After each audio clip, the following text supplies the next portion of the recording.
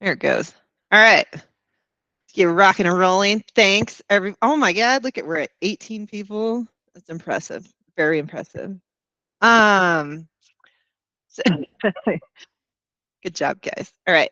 Uh so today's presentation is going to be about question everything. So we talked about how we changed one of our company values just to broaden it and make it more applicable to our, our company and ourselves and all of that. And so we changed it. It was trust no one, but it trust no one I felt was a bit negative, and then also didn't apply necessarily to all situations. And so what I did is adapted that to question everything, right? And there are so many aspects of question everything. And today's presentation is going to be a little tiny fraction of it. And we'll explore it more on other presentations and go over the other ways that you can apply it in your work, in your life. But today we're going to go over question everything. And by question everything, you can literally change the entire course of your life and happiness and all of it. So, and the components that we're going to be diving into are question everything, to think. So learn how to think better, how to solve problems and overcome challenges. And by doing those things, it's going to help you grow personally. So that's what we're going to dive into here. This is all you, Meg. This was your inspiration. So dog cartoon going on here. Basically, questions are always the right answer. And if you guys, most of you guys have worked with me long enough that every time you come to me with a problem, my immediate response is a question. And it's because nearly all problems can be solved by good communication, and good communication always includes asking the right questions. Um, and a lot of times this actually involves asking yourself these questions. And by asking yourself questions, it helps you to work through and solve problems. And if you're unable to solve it on your own, then you can go ask Google, you can go ask ChatGPT, or you can go ask other people. But it's about asking the right questions to solve the problem at hand. Back when I, was in my 20s, starting my career, I had a mentor who always told me, ask the right questions, but never told me how to figure out the right question to ask. And I kind of floundered in that area a bit and had to figure it out on my own. And that's where I'm hoping, I had a couple really good mentors in my life, and hoping to turn around and give that back to you guys of, hey, here's everything I have learned, and how you guys can apply this and adapt it and all of that. So that's what we're going to work through here. So the right question, right? So the first question you should always ask, always start with, what do I want? What do you want out of this situation? What is the end goal? So sometimes it's about solving a small problem. Sometimes it's a much bigger life-changing problem, but it really all comes down to, what do you want? Our past couple trainings have all included elements of being intentional. So this is about being intentional with your actions, and in every single thing we do. So what do you want? Sometimes it'll take a while for you to figure this out, and that's okay. You do need to think this through, and we're going to talk about that in a little bit. But think through, what do I want at the end goal? And this process is really good for self-development. So every time you ask yourself this, it's a tiny little micro step towards you learning who you are. Because every day, if you ask, every situation you come into, every problem you come up against, if you ask, what do I want? You're going to start defining your wants, your preferences, your boundaries, all of it. And you start defining who you are just by answering that question. So it is one of the simplest questions, but it's also sometimes one of the hardest to answer. But always start there. So by clarifying and defining what you want, you then know the right question to ask. So whether you ask yourself, you ask Google, ChatGPT, another human, by defining what you want, you then know what question to ask to make your next move. So the next step, once you know what you want, the next step is to think through what you want. 99.9% of people always think about things, but they never think through things. And thinking about things is what causes so much stress and anxiety because it just becomes obsessive. And you keep looping through the same thing over and over and over, thinking about it instead of thinking through it. And thinking through things is what solves problems. And this can also help calm the mind since you're solving the problem instead of just dwelling on it. So, first, know what you want because that gives you an end goal.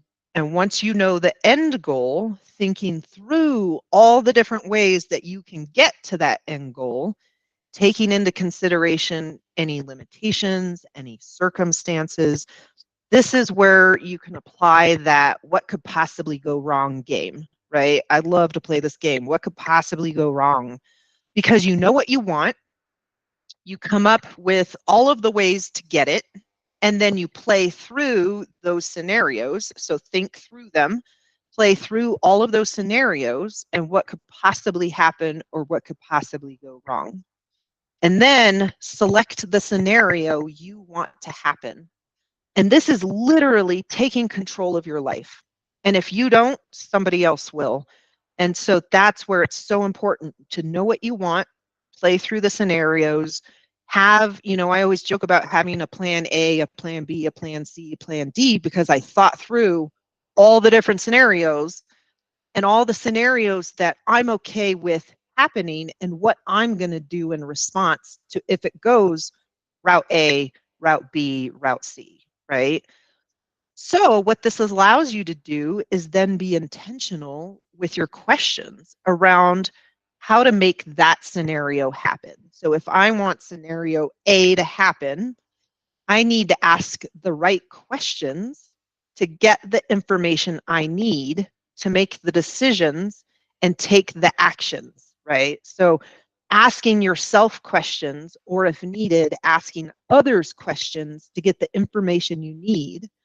Depending on those answers, you can then take action and you can take the next steps towards that end goal because you know where you're going, because you thought through, you know what you want, and you thought through the scenarios and you know where you're going. So depending on the answers that you get, you can then take appropriate action to move you in the direction of that end goal.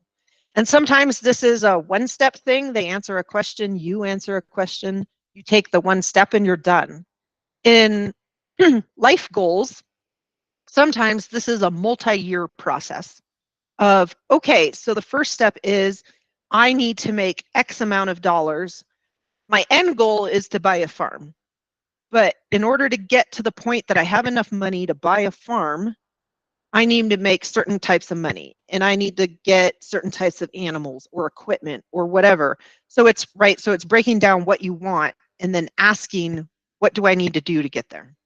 Is one of the questions you would ask yourself. So once you learn this process, it's literally rinse and repeat of repeating this process as needed to get the information you need to keep taking the next action. And it's, small steps every day. Madison, you and I had this conversation, small steps.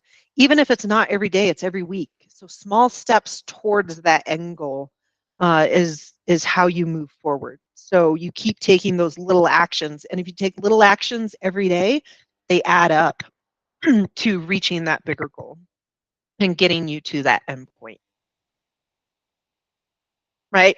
Did that last slide sound like a lot of mental work? Because it is.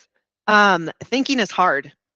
But remember, if you can't control your thoughts, you can't control your actions. And if you can't control your actions, you can't control yourself. And if you can't control yourself, how are you supposed to control anything about your life? So it all starts with controlling your thoughts. And in order to think through things, right, to put in that effort, you must be able to control what you think about. And here at this company, thinking is literally why you have a job and why you get paid. You are paid to solve problems. And to solve problems, you need to get comfortable with thinking. And this applies also in your personal life of following these same steps to thinking through, what's the end goal? What are the questions I need to ask? How do I get there? Okay. This is usually when everything falls apart. Okay. When you have to think, because thinking is hard. So when you actually have to think and exercise your brain, it usually comes, usually comes to a screeching halt. Your brain doesn't want to think because thinking is effort. And your brain is inherently lazy. Or it wants to do its own thing. And if you can't control your thoughts, your brain is just going to take off and run rampant and go off on a tangent of why it shouldn't have to think, which in itself is thinking. It's just not thinking about the things that you need to think about. And a lot of times in your mind, this looks like blame. It blames other people for not doing something, for not telling you something. It pushes off blame onto others instead of yourself. It makes up excuses of why it can't do it. This is also known as self-limiting beliefs. We talk about this on several of the other presentations. It'll make up excuses about why you can't do this. It will find distractions and do that instead. It will do everything it can to not have to think, because thinking is hard and thinking is work. So here's a scenario that plays out. Okay, Micah gives you a project to do. You're super excited. It's new. You've never done it before. You get going. You start working on the project, and bam, you hit your first challenge. Okay, you're not quite sure how to proceed. You've never done it before. You don't know. It's a new skill you have to learn. You should walk through all of the steps we just talked about. So determine what you want, think through it, all of the scenarios, ask the right questions, make decision on what actions you're going to take, and then take those actions. Okay? That's what you should be doing. Instead, you go get a snack, right? Because your brain doesn't want to do this work. Then you pull out your phone and you scroll through social media. And then you watch a dumb cat video. But it's a really funny dumb cat video. So you post it on Slack to share with the team. Everybody starts emojiing it, of course, and all of our little snarky banter back and forth, commenting. It's hilarious. It entertains you. Your brain thinks it's great. Your brain doesn't have to think. It's entertained by everybody else, right? Then you get thirsty because you had a snack. So you get up to go get a drink. Then you realize it's nice outside, so you go for a walk. Then you keep walking and you never return because your brain is lazy, right? It didn't want to think. It didn't want to go through this process. It didn't want to think about what you wanted to think about, and how to get it and what questions you need to ask. And there's now missing posters with your face on them because you let your brain run rampant and do its own thing instead of taking control of your brain. So don't let your brain or yourself go missing. Stay here.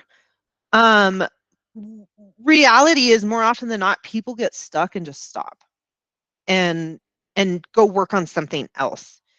because their brain didn't want to think. And most people, majority of people, let their brain win.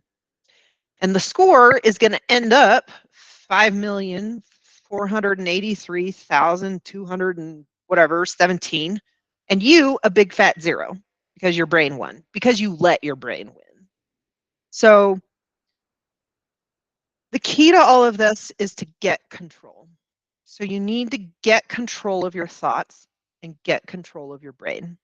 And this is going to be very hard, very, very hard at first. But it's like a muscle. The more you do it, the easier it gets. So you need to practice quieting your thoughts. You need to practice controlling your thoughts and practice focusing on one thing, the thing that you want to focus on, and thinking through it. And I wholeheartedly believe that a majority of mental and emotional health issues are all tied back to this lack of control of thoughts and self. Stress, anxiety, overwhelm, even some depression. A lot of these all stem from these spiraling thoughts, and they literally will drag your entire body down with them because the mind controls the body. And if the mind isn't healthy, how can the body be? Right? So, first, we talked about quieting the mind. Okay. So, the first step is learning to quiet the mind. And this is one of the hardest things I have ever had to learn because my mind is so busy and has 8,000 things going on every second that it took months of practice just to make small progress. But I will tell you that it's been well worth it. To get going, what I did, what worked for me, was that I chose to practice the first thing every single morning right after I woke up, 7 days a week, every morning. First thing in the morning, because nothing has happened in my day yet. So my brain had the fewest amount of distractions. So that's why I chose to do it in the morning. And what I would do is I would sit quietly in my favorite chair, my red velvet Alice in Wonderland chair. I would sit quietly in my chair every morning, close my eyes, and focus my mind on the tip of my nose. So with my eyes closed, but focus my mind on the tip of my nose. And every single time a thought tried to enter my brain, I would mentally push it away. And at first, I had dozens of thoughts per second and had to constantly, like, all I did there was sit there with my eyes closed, batting these little thoughts away out of my mind. And that was constant. And it took a while. And it's very, very mentally tiring. In fact, when I first started, I could only go for a few seconds and it got so tiring. But like I said, it's like working a muscle. And I did this consistently every single day. And the longer I did it, the longer I could do it. So keep pushing the thoughts away. Focus on the tip of my nose, push the thoughts away. Don't think about anything. The whole point is to be quiet and to quiet your mind and to control your mind to be quiet. And it took several months, but gradually the thoughts became fewer and fewer and fewer to the point that I could actually go several seconds without having to push a thought away. And now I can go for a few minutes. And the peace and the quiet that comes during those few minutes is absolutely priceless. Your whole body relaxes, and I get a sense of weightlessness. And it really is just one of the most calming, peaceful feelings I have ever had. And to give your mind a break from all the noise, all the thoughts, and all the judgments. It's like a little mini vacation for your brain. And I, as a human, can just be. And this is meditation. This is why meditation is important, because it's teaching you to control your mind. That if you can control your mind and to choose to quiet your mind, that's the first step to controlling your thoughts, is to make them be quiet. Do this every single day for the rest of your life. And the peace and the calm that comes from it is life-changing, because it's going to teach you, it's the first step to so many other things, is to be able to control your thoughts. I had to laugh at this image. I put the prompt below. Man having a thought, whimsical, ornate, highly detailed, colorful. The result was colorful man picking his nose. It's great. Good job, AI. As you learn to quiet your thoughts, you can also start to control your thoughts. So by choosing which thoughts you want to think about and push the others away. And this is where the magic happens in thinking, because your mind controls everything about your body.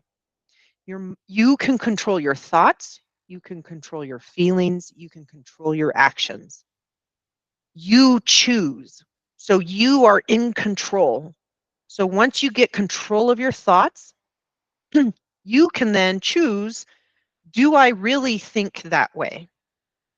Or is this a self-limiting belief? Or is this somebody else's opinion? Do you really feel that way? Right? So emotions are things we feel, but it's not necessarily who we are. And we can choose if we want to feel that way. And then with that, you can then choose how you act or react to things. And you just do that by asking yourself questions, right? Am I offended by that statement? Is it really worth my time to argue with an internet troll? What will I gain by doing this? What else could I be doing with my time right now? And should I go do it? And the answer is always yes. Walk away from internet trolls, walk away, go live your best life, right? But you get to choose. So don't let your brain run your life. You be intentional about your life, about your feelings, and about your actions. And you get to choose and are in control of what happens in your life. So you'll notice on that previous example, it was a series of questions that got us to the point of go live your best life instead of arguing with internet trolls, right? So that's what I mean by asking the right questions. And especially applies when you're working with others, because you want to influence situations to go towards your end goal. So knowing what your end goal is, if you know where you're going, you can ask the right questions to get you there. And a lot of times, asking simple yes/no questions is the best way to work through problems. And you ask them one at a time, and you wait for an answer. This allows the other person to focus on that one question without getting distracted. Keep in mind, everybody is having the same internal battle with their brains, right? Their brains getting distracted. So if you can help them also stay focused, it will help you. And this also applies to if you're asking yourself the question. So ask one question at a time, wait for yourself to give the answer. Then, based on the answer, you can adapt your next question that will take you one step closer to your end goal. This also teaches active listening, since you need to know and also understand the answer before you proceed. Okay? So here's an example. This is a hybrid of a real life example. Client messages us and says, my website's down, fix it. Okay? The end goal here is to solve the customer's problem. So figure out why his website is down, and if possible, get it back up, right? Simple enough. The first question I would ask is, are we responsible for keeping his website up? Okay. Is he even paying us to keep his website up? So my next question is he paying us? Which then dictates my next action, is to go check and see if he is an active paying customer. And for this sake, let's say yes. So next, I want to know if we even have the ability to help him. So my next question, and this is all happening in my head.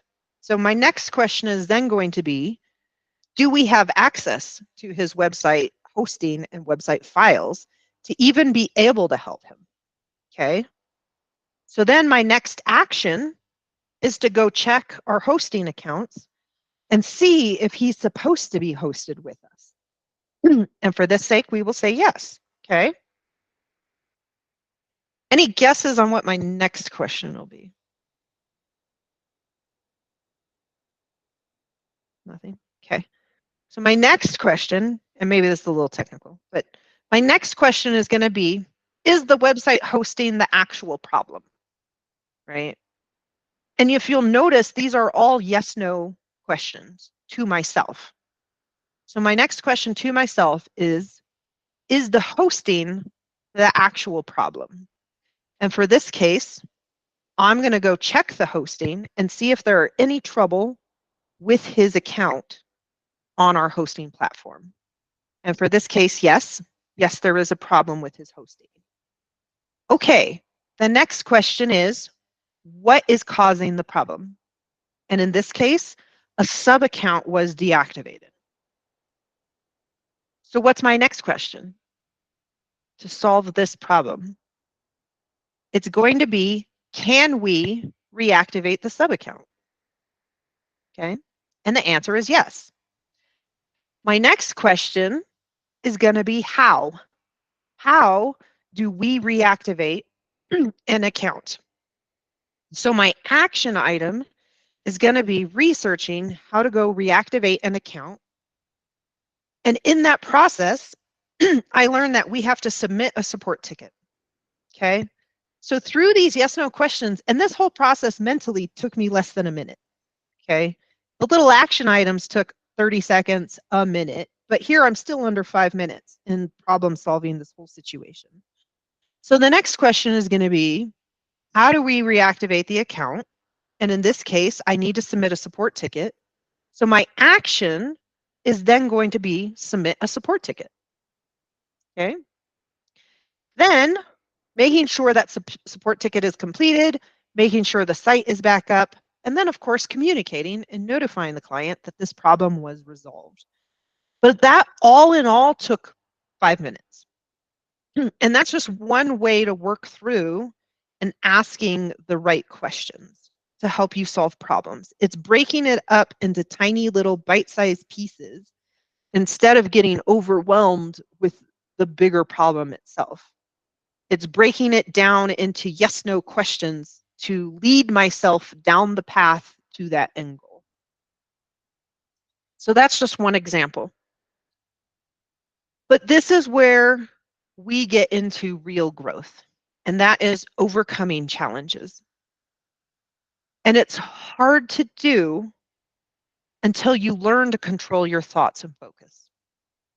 So you have to keep practicing controlling thoughts and controlling your focus, because overcoming challenges is the real prize that we're after here. Overcoming challenges and how you handle challenges during that process. And I'm going to be really honest with you guys here. Life does not get easier. Everybody thinks, oh, once I'm an adult, it'll be easy. Or once I get past this point, it'll be easy. Z says, once I get past my wedding, it'll be easy. Life does not get easier. Okay. You just need to learn how to be stronger. And a lot of that is mental strength to get through difficult challenges. So whether you need to directly solve these challenges, or if they're outside of your control, how do you control your thoughts and your actions to endure those challenges? Okay. So the ability to endure and overcome challenges is part of your mental and emotional well-being. So we talked a lot about self-care. This is all components of self-care. So overcoming a challenge is when you have control of the situation and can influence and guide it. This includes problem solving at work. It includes issues with family and friends. It includes learning new skills or a new job role. They are things that you can walk away from at any time or choose to overcome it. It's not over until you quit. So these are things that you can keep working on to overcome for years or until you die. I mean, that's always an option. But you can choose to walk away from it or you can choose to overcome it. It's a choice. When I talk about enduring a challenge, it's when you do not have control of the situation, but you are caught in the middle of it and are forced to deal with it. This includes things like natural disasters, earthquakes, tornadoes, typhoons, Madison and your stupid Texas storms, right? You have no control of the situation. You cannot escape it. But enduring it. So enduring challenges even gets into trauma. Things that happen to us as kids where we didn't have control of the situation, but we had to endure it. So you don't have control of the situation, but what you do have is control of yourself.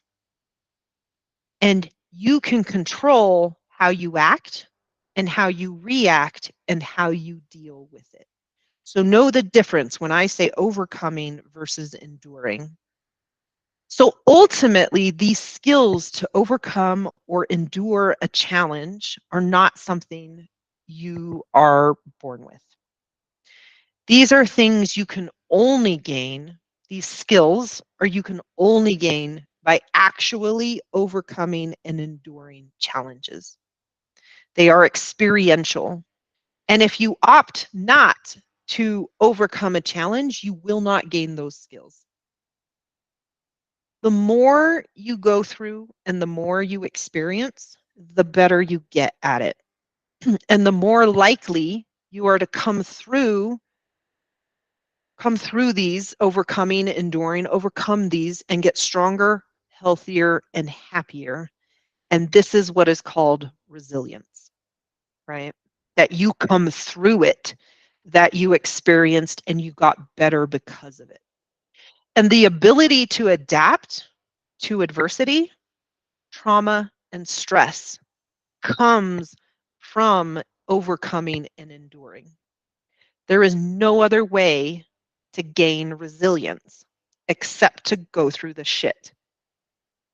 And it all starts in your head. And it is all based on your thoughts, which control your actions, which can be guided by questions.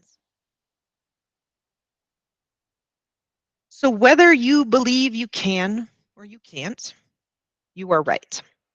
So we come full circle in some of our training where we talk about self-limiting beliefs. And again, how your thoughts control everything about you.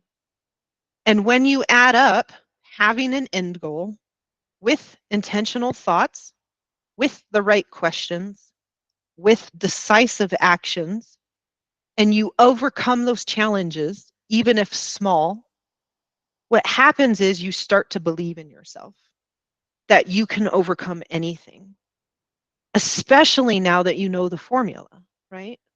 End goal, intentional thoughts, the right questions, decisive actions.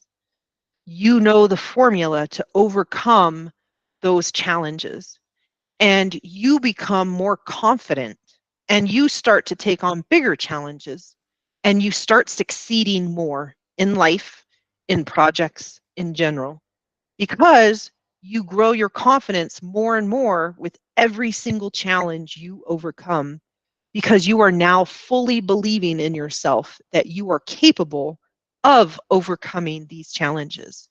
And you start to believe you can do anything, so that you do more and you do bigger and you do more extraordinary things, right? But it all started with building up your resilience through these small challenges and taking control of your thoughts and using those questions to work through the challenges and then overcoming and enduring them. Don't avoid the struggle bus. Everybody talks about, oh man, I'm on the struggle bus today. Don't avoid it, okay? The struggle is where growth happens. Growth is extremely uncomfortable. And that's also, you hear the cliche sayings about growing pains because it is very uncomfortable to grow. But who you are after you overcome and endure the struggle is what's most important. And the fact that you went through the struggle and you survived, that struggle makes you stronger. It exposes and develops your true character as a person. And those who have a strong character are the ones that overcome and endure challenge. The fires that they walk through are like a kiln that strengthens them. And I swear, I tell you, they will be the most interesting people you will ever meet and talk to. They always have crazy stories and just like the most unbelievable shit they have gone through. And they went through it and they can now talk about it. And they tend to have the most amazing outlook on life because they know they're going to be okay no matter what, because they know they can do anything. Whereas people with weak character are the ones who avoid the struggle. They avoid any discomfort and they refuse to grow. And they choose to live the rest of their lives small and afraid. And they are boring as fuck and usually die with regret. So thankfully, we each have a choice. You can choose to get on the struggle bus or not. The question here is, will you? This presentation isn't really about questions.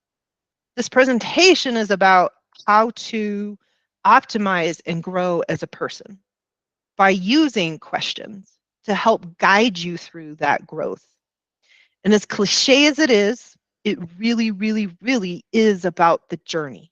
It's about the struggle and it's about overcoming and enduring because that's what makes you. It's about everything that happens in between point A and point B that is most important.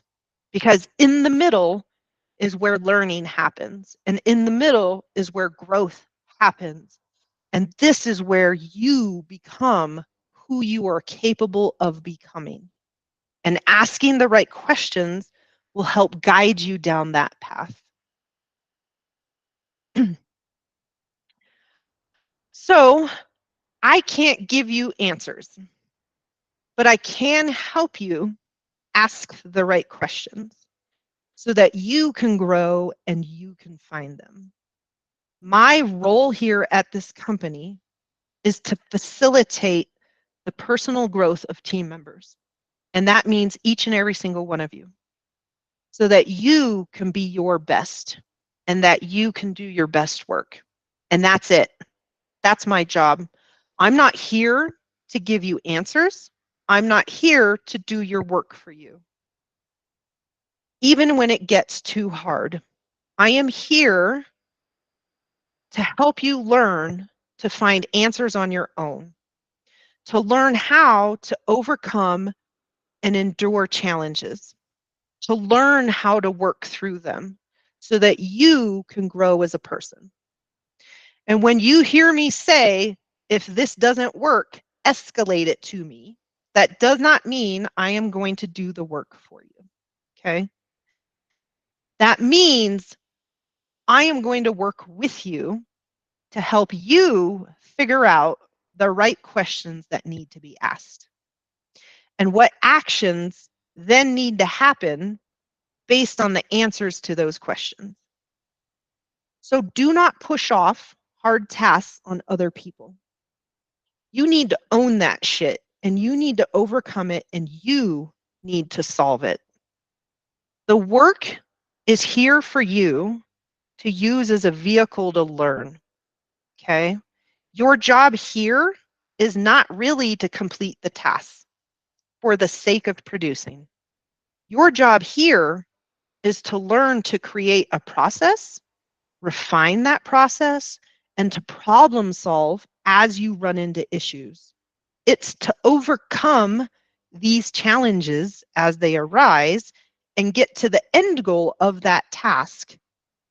And you just happened to produce something of value to others in that process. That is your job. The point is, you learned all those skills along the way, and you overcame all of those challenges in the process of completing that task that built up your confidence, so that each project that you complete, you grow a little bit more as a person, and you become more confident and more resilient, and you become able to take on bigger challenges. And that's our mission here, right? It's to help each of you optimize and grow as people so that you can be your best, so that this company can be its best, and so that you can help our clients be their best. And that's your job. This is the one that I think is at the root of most problems, because people never learn or teach themselves how to communicate completely. And it's you need to teach yourself, because it is not other people's responsibility to make you learn things.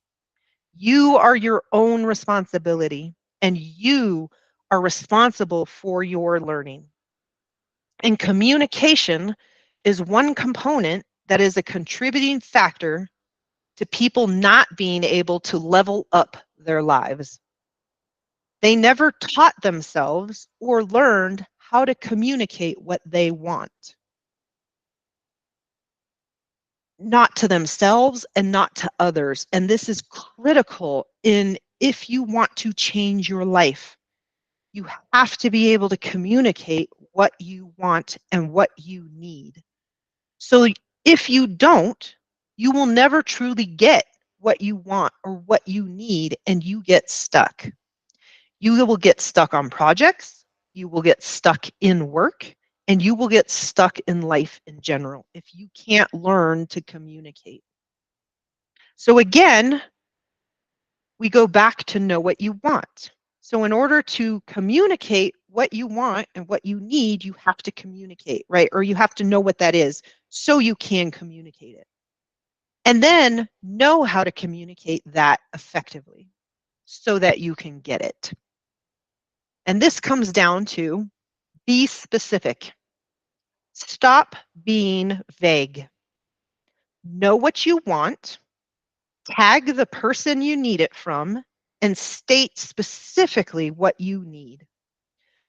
Whether it's a directive telling that person what to do, or a specific question to get what you need. Stop being vague. When you are vague, you waste everybody's time. Don't be an asshole and waste people's time, because time is the only thing we can't make more of and we cannot get more of. So stop wasting it and stop wasting other people's time with vague posting. Be specific. Ask the questions you need to ask and request the actions that you need other people to take. If you need something, Do not make broad statements with no actions or questions. It's a waste of people's time. Don't be an asshole. Don't make others do your thinking for you. You will stay dumb forever, and dumb is a choice. Stupid is genetic, but dumb is a choice. Okay? Determine your end goal. Do your thinking. Don't be dumb. Ask your questions. Take action. Get shit done. This matters especially now because your paycheck depends on it. So the more efficient we are as a company, the less we need to hire, which means we have less expenses, which means you get paid more every month that you are smarter about things. So if you choose to be dumb, you will literally pay the price for this dumbness with a smaller paycheck.